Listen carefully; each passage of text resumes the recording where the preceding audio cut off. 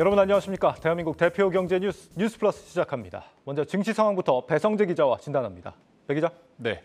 간밤 미국 뉴욕 증시 급락 여파로 양대 지수 모두 급락하면서 마감을 했습니다. 네. 코스피는 개인과 외국인의 매도세에 2% 가까이 급락을 했고요. 코스닥은 한 달 반 만에 700선을 내주면서 600선으로 내려앉았습니다.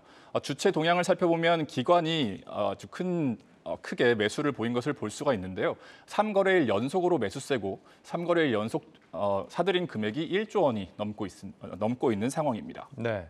나스닥 100 지수가 어제를 포함해서 이달에만 9% 가까이 빠졌다고 하는데 주로 이제 경기 침체 우려 때문입니다. 네. 그래서인지 우리도 이제 코스피 쪽보다는 오늘 코스닥 쪽이 좀 크게 하락하는 그런 모습을 보여줬습니다.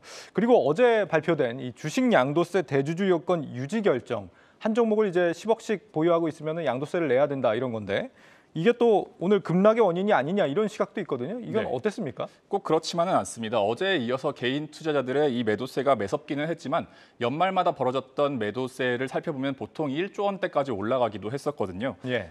또 폐장 직전인 27일, 그러니까 다음 주 화요일 정도쯤까지 이 매도세가 점점 더 규모를 키워나갈 것으로 보여지고 오늘은 그 매도세가 컸다고까지는 볼 수가 없을 것 같습니다. 그렇다고 또 무작정 27일까지 주식을 팔아야 한다, 이건 또 아닙니다. 의결권이나 배당금에 따라서 이 매도와 매수 전략이 달라질 수 있는데요.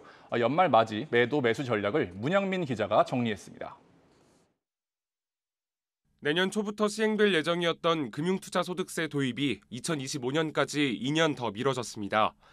이에 따라 주식 양도 차익에 대한 세금은 현행 제도대로 대주주만 납부하게 됐습니다. 다만 투자자의 기대를 모았던 주식 양도소득세 대주주 기준 완화는 이뤄지지 않았습니다. 결국 종목당 10억 원 또는 특정 종목 지분율 1에서 4%가 넘는 대주주는 양도세 부과 대상입니다. 세율은 매매 차익에 따라 결정되는데 3억 원 이하는 20%, 초과 시에는 25%가 부과됩니다. 또 대주주로 분류된 투자자의 주식 보유 기간이 1년 미만이라면 30%의 세율이 적용됩니다. 투자자가 올해 말 A 종목 주식을 10억 원 매수했는데 내년 중순 주식 가치가 13억 원이 됐고 이를 매도해 3억 원의 차익을 남겼다면 해당 투자자가 내야 하는 세금은 9천만 원인 겁니다.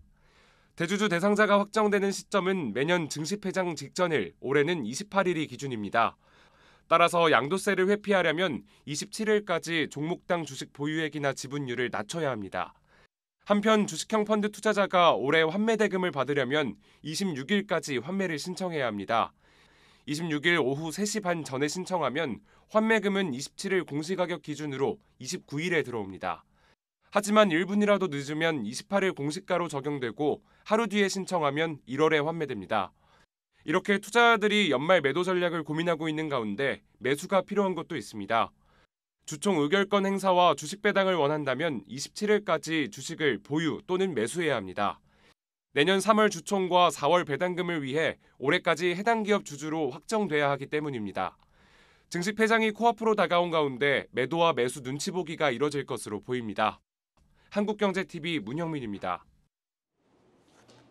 네, 그래서 이 연말 대주주 양도세 회피 물량이 어디에 몰릴 것인가 이걸 좀 추려봤는데요. 네. 연초에 비해서 그리고 연중 저점에 비해서 상승률이 높고 또 이 개인의 투자가 많았던 곳이 아무래도 10억 원 이상을 쥐고 있는 개인 주주가 많을 거라고 좀 확률적으로 생각해 볼 수 있지 않겠습니까? 네. 그래서 이런 곳들을 따져보면 하이드로 리튬, 금양, 삼천리 이런 곳들이 좀 종목에 포함이 되고 있는데 아무래도 27일에 가까워질수록 좀 매도 물량이 나오면서 일종의 좀 줍줍의 저가 매수의 기회를 노려봄직한 상황입니다. 이 중에서 이제 실적이 좋은 종목들 좀 추려봐야겠죠? 네, 알겠습니다. 사실 올해 같은 조정장 속에서 양도세 낼 수 있는 분이 얼마나 될지는 잘 모르겠습니다. 맞습니다. 자, 그리고 기업들 자금 경색 문제가 또 나왔습니다. 증권사들이 좀 잠잠해지나 했더니 이번에는 이제 건설사들 신용 등급이 무더기로 떨어지고 있다고요? 네, 맞습니다. 이 국내 3대 신용평가사들이 롯데건설 그리고 태영건설, 한신공영의 이 회사채 신용등급 전망을 일제히 하향 조정하고 나섰습니다. 네. 롯데건설과 태양건설의 경우에는 세 곳 모두 안정적에서 부정적으로 하향 조정을 했고 한신공영 같은 경우에는 한 곳을 제외한 두 곳이 부정적인 전망을 내놨습니다. 역시 PF 부실이 영향을 준 거겠죠? 네, 맞습니다. 이 나이스 신용평가에 따르면 롯데건설은 이 부동산 호황기에 상당히 적극적인 레버리지를 일으켰고 그에 따른 수주 정책을 계속해서 펼쳐온 것으로 분석을 하고 있습니다. 이 탓에 네. 우발 채무가 빠르게 증가를 해왔고 2020년 말을 기준으로요 3.6조 원이었는데 올해 11월 말 7조 원에 거의 다다랐습니다. 그러니까 2배 가까이 지난 2년 동안 증가를 한 셈입니다. 이 부실 문제가 불거지면서 계열사 등으로부터 자금을 지원받긴 했지만 이로 인해서 오히려 재무 건전성이 악화했다는 분석입니다.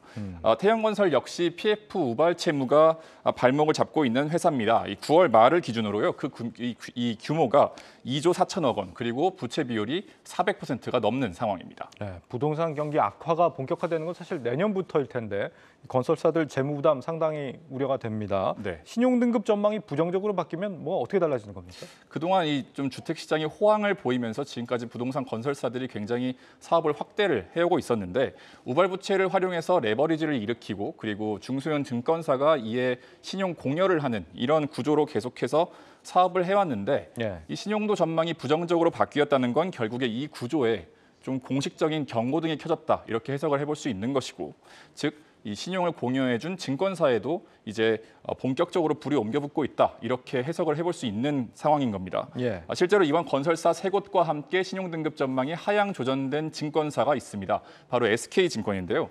부동산 PF 같은 이 채무 보증의 질적인 위험도가 상당히 좋지 않다 이렇게 평가가 되고 있습니다. 지방 오피스텔 등의 이 채무 보증한 부동산들이 좀 몰려 있고 이렇기 때문에 회수가 불확실해서 채무 보증의 질적인 위험이 높다는 분석입니다. 네. 자, 한국신용평가에 따르면 이 SK증권이 조금 일찍 등급이 조정됐을 뿐이지 다른 곳들이 그렇게 좋은 것은 아니다. 이런 분석을 계속해서 내놓고 있거든요.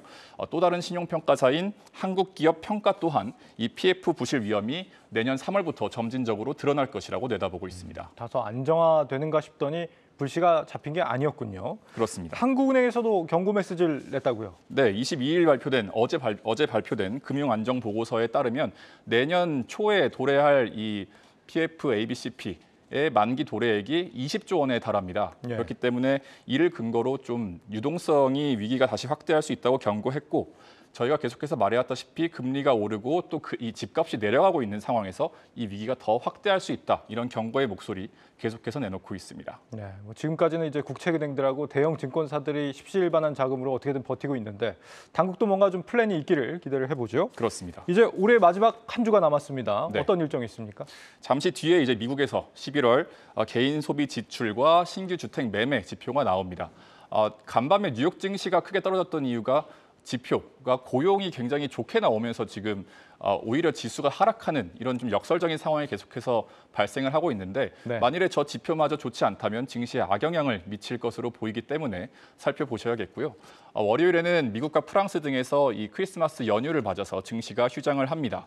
다음 주에 살펴볼 굵직한 일정은 이제 수요일에 11월 잠정 주택 판매 지수가 나오는데 주택 선행 지표이기 때문에 이 또한 주요하게 살펴보셔야겠고 마지막 날인 금요일에는 우리나라가 증시가 휴장합니다. 네, 여기까지 듣겠습니다. 증시 프리즘 배성재 기자였습니다.